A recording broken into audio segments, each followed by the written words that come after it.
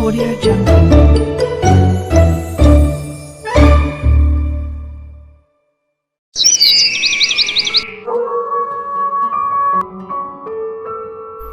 বলি এই যে বৌমা, সকাল হয়ে গিয়েছে, এত বেলা করে উঠলে বাড়ির কাজ করবে কে শুনি? তুমি কি বাপের বাড়ি থেকে আসার সময় কাজের লোক সাথে নিয়ে এসেছো? এই তো মা, আমি এক্ষুনি সব কাজ করে দিচ্ছি। তাড়াতাড়ি কাজ শেষ করে নদী থেকে পানি নিয়ে আসবে, আজ বলেছি, আর যেন কোনোদিন বলতে না হয়। ঠিক আছে মা।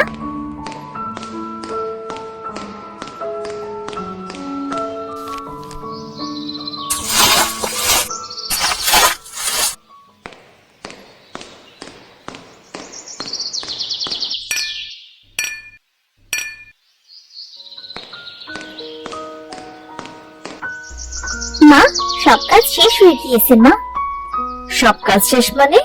রান্না কি তোমার মরা মা এসে করে দেবে? ছেলেটা আমার কি দেখে সেই গরিব মেয়েটিকে বিয়ে করলো? মনে করেছিলাম ছেলেকে বিয়ে দিয়ে আমার অভাব তো একটু কম হবে, কিন্তু তা তো না। তিনি এনেছেন এমন মেয়ে যার মা বাবাই নেই। মা, আমি তো আপনার সব কাজ করে দিচ্ছি, তাহলে এমন করে কেন কথা বলছেন? মা তো ঠিক কথাই বলছে। আমি আমার বাবার বাড়ি থেকে কত সবকিছু নিয়ে আসি। তুমি তো থাকতে চাচার বাড়িতে, শুনলাম তারা নাকি খেতেও দিত না। যাই হোক, এইভাবে বলে লাভ নেই। এ নাও, এই কাপড়গুলো তাড়াতাড়ি ধুয়ে পরিষ্কার করে দাও দেখি। ভাবি, রান্নাটা শেষ করে কাপড় ধুই। ঠিক আছে, তাড়াতাড়ি যেন রান্নাটা শেষ হয়। আর ওই যে গরুটা রাখা আছে, ওকেও খেতে দিতে হবে। পাশে খড় আর ঘাস রাখা আছে। আজ সব বলে দিচ্ছি, তুমি নতুন তাই, কাল থেকে যেন আর কিচ্ছুটি বলতে না হয়। এই বলি যে যার মতো ঘরে চলে যায়। রূপা তার শাশুড়ি আর মালতীর কথা মতো রান্না শেষ করে, আর তারপর গরুকে খেতে দেয়।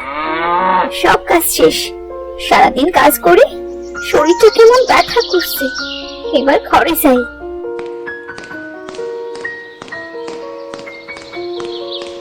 রূপা যখন ঘরে যায়, তখন মাঠ থেকে সজল আসে। গিন্নি, ও গিন্নি, কোথায় গেলে তুমি? আজ যেন রোদটা একটু বেশি পড়েছে, সূর্য যেন পাল্লা দিয়ে আলো দিচ্ছে। এই নাও পানি, পানি খেয়ে হাত মুখ ধুয়ে খাবার খেয়ে নাও। সকালে তো সূর্য ওঠার আগেই মাঠে চলে গিয়েছো। বৃষ্টি না হয় ফসলের মাঠ সব ফেটে গিয়েছে, তাই কোনো ব্যবস্থা করতে পারি কিনা দেখতে গিয়েছিলাম।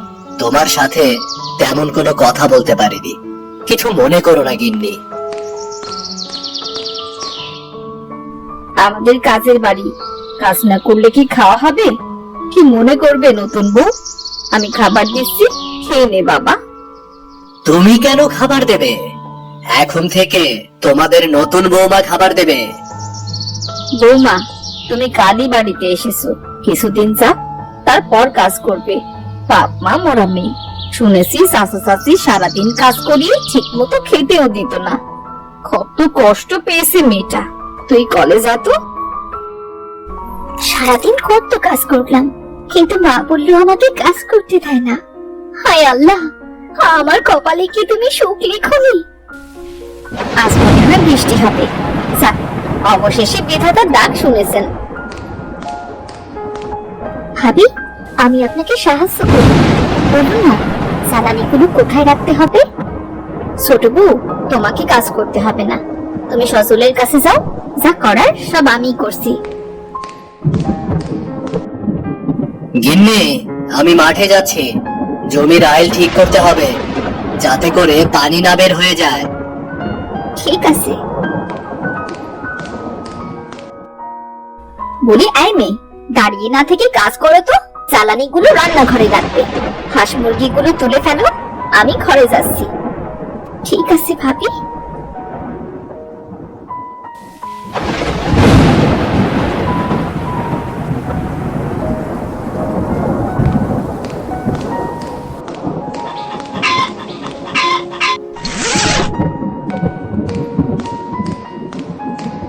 রূপা সব কাজ শেষ করে, আর এমন সময় বৃষ্টি নামে।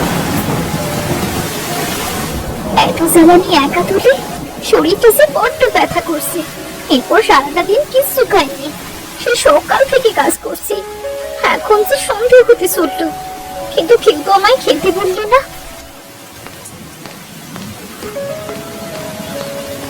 রূপা তার শাশুড়ির কাছে যায়। মা, আসলে আমার খুব খিদে পেয়েছে, সারাদিন কিছু খাইনি তো, যদি দুটো। বলি, নতুন বউ হয়ে খাবার চাইতে এসেছো? বাপের বাড়িতে তো দুদিন না খেয়েও থাকতে, আর এখানে এসে দুবেলা না খেয়ে থাকতে পারছো না? হাড়িতে ভাত নেই, রাতে রান্না হবে, তারপর খাবে। আচ্ছা ঠিক আছে মা। বিকেলে সজল মাঠ থেকে আসে। মা, ভাবি, আমাকে পাশের গ্রামে যেতে হবে। রহিমের মা খুব অসুস্থ, খবর পাঠিয়েছে। এখন তো বৃষ্টি কম হয়েছে, আমার আসতে 2 দিন সময় লাগবে। তোমরা রূপাকে দেখে রেখো, মেয়েটা কাল এবারে এসেছে মাত্র। ঠিক আছে, বেশি করে টাকা নিয়ে যা। পাশের গ্রামে সব রকমের সবজির বীজ পাওয়া যায়, আসার সময় নিয়ে আসিস তো। ঠিক আছে মা। গিন্নি, আমি আসছি। তুমি সব সময় মায়ের কাছে থেকো, তাহলে তোমার ভালো লাগবে।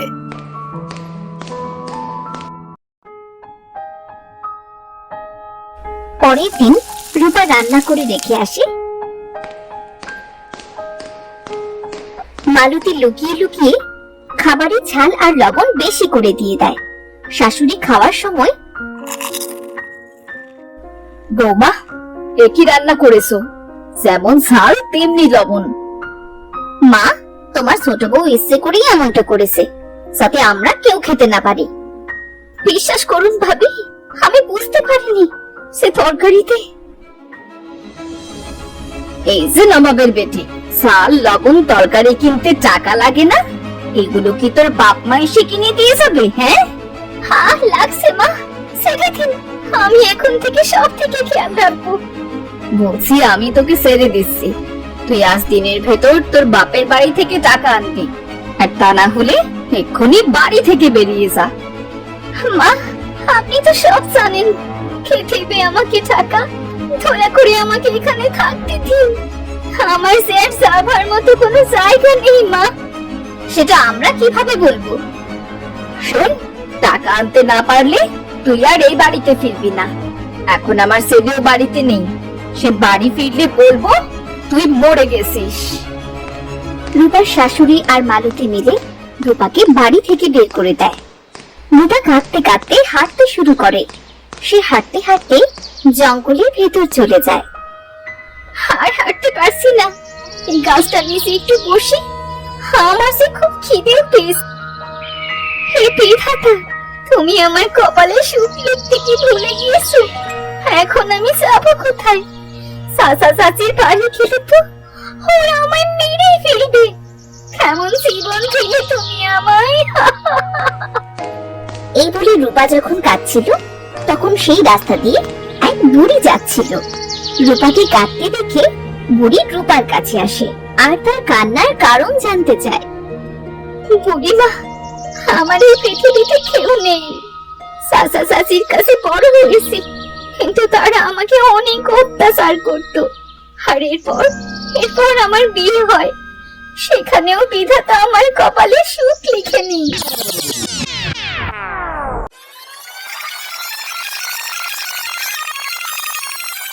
তোর কষ্টের কথা শুনে আমার চোখে পানি চলে এলো রে।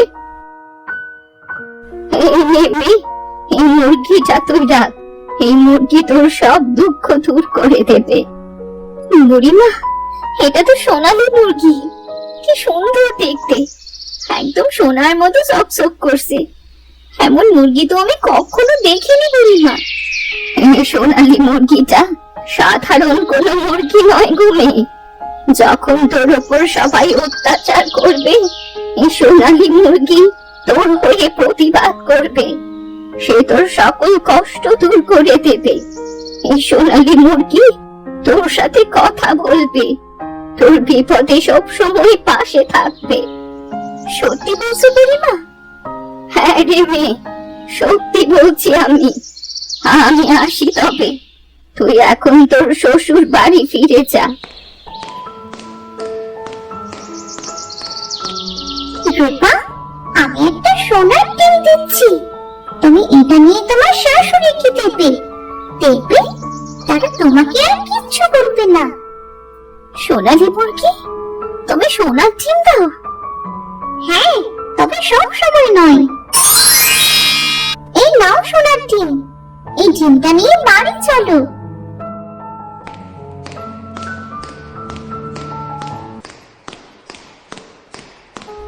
রূপা সোনালী মুরগির কথা মতো ডিম ও সোনালী মুরগি নিয়ে বাড়ি ফিরে আসে। আরে এই মেয়ে, তুই আবার বাড়ি এসেছিস? তা টাকা এনেছিস সাথে?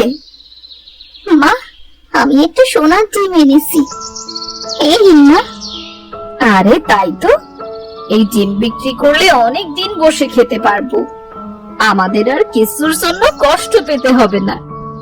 মা, আপনি তো আমাকে তুই করে বলছিলেন, এখন আবার তুমি? মা, ও মা, দেখেন আপনার ছোট বৌমা কত সুন্দর একটা সোনালী মুরগি এনেছে। এত সুন্দর মুরগি তো আমি আগে কখনো দেখিনি। মা, এই মুরগিটা আমি দেব। ঠিক আছে বড় বউ, ঠিক আছে। ছোট বউ, তোমার মুরগিটা বড় বউকে দাও। মা, এই মুরগিটা আমার খুব শখের মুরগি, আমি এটা দিতে পারবো না। মা, মায়ের মুখে মুখে কথা বলছো তুমি? এই সোনালী মুরগি তুমি দেবে, তোমার বাপেও দেবে। রূপার সাথে কাড়াকাড়ি করে মালতী মুরগিটা নিয়ে নেয়। ভাবি, আমার মুরগিটা দিয়ে দিন, এখন থেকে এই মুরগিটা আমার। এই বলে মালতী মুরগিটি নিয়ে ঘরের দিকে যাচ্ছিল। ঠিক তখনই সোনালী মুরগি মালতীর হাতে মুখে সহ সারা শরীরে ঠোকর দিতে শুরু করে। বাঁচাও, কে আছো বাঁচাও, এই বজ্জাত মুরগিটা আমাকে মেরে ফেললো, বাঁচাও। এই বজ্জাত মেয়ে, কি মুরগি এনেছো তুমি? মেয়েটাকে তো মেরেই ফেলবে। সোনালী, আমার কাছে আয়, ছেড়ে দে উনাকে। চল আমার ঘরে যাই, তোর তো আবার ক্ষুধা পেয়েছে তাই না?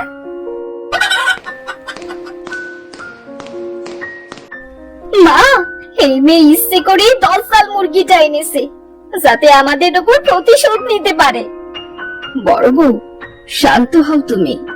মুরগিটা হঠাৎ এ বাড়িতে এসেছে, তাই এমন করছে। দাঁড়াও, আমি কি ওকে কাজ করতে বলছি।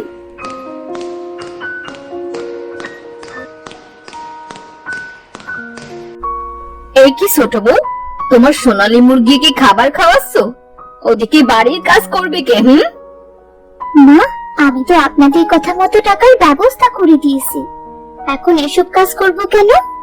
আমি তো নতুন বউ, এখন সংসারের কাজ আমি কেন একা করব?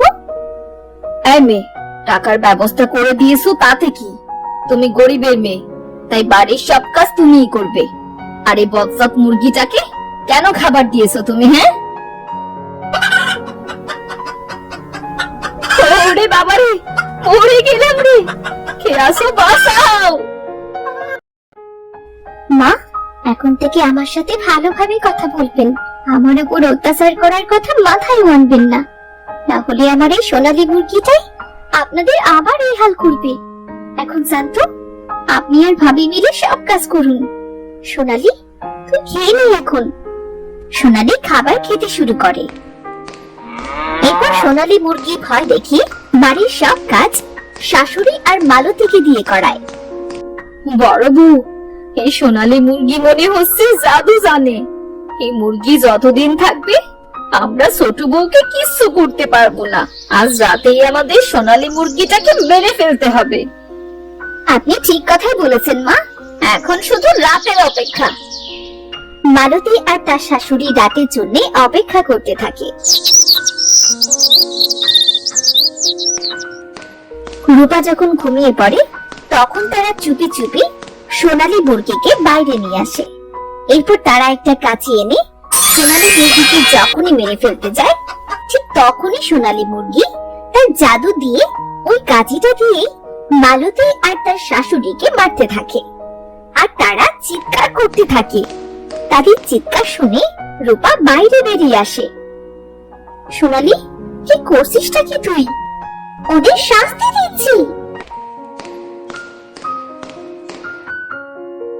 এ কি, মা আর ভাবির সাথে এমন কেন হচ্ছে?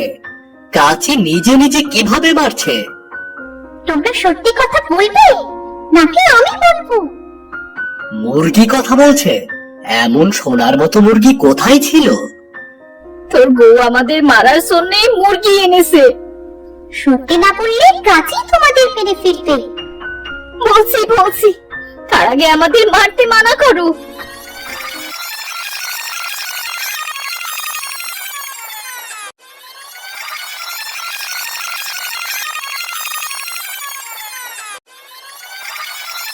ছি মা, ছি। আমার বউ গরিব বলে এত কষ্ট দিয়েছো তোমরা তাকে, বাড়ি থেকে বের করে পর্যন্ত দিয়েছো। থাকবো না আমি তোমাদের সাথে, আমি আমার বউকে নিয়ে চলে যাব। যাস না বাবা, যাস না। সত্যি আমি ভুল করেছি, আমায় ক্ষমা করে দে। আমি আমার ভুল বুঝতে পেরেছি বাবা, আর কখনো এমন করব না। মা নিজের ভুল বুঝতে পেরেছে, আমরা কোথাও যাচ্ছি না। বোন, আমাকেও ক্ষমা করে দিও। সব যখন ঠিক হয়ে গেছে, এবার আমিও চলে যাচ্ছি। তবে এই পালকটা রাখো, যখন কোনো বিপদে পড়বে তখন আমায় স্মরণ করো, আমি আবার চলে আসবো। আর এই সোনার ডিমগুলো তোমার, রূপা, এগুলো তুমি অসময়ে ব্যবহার করো। আমি আসি তবে। ভালো থাকিস সোনালি।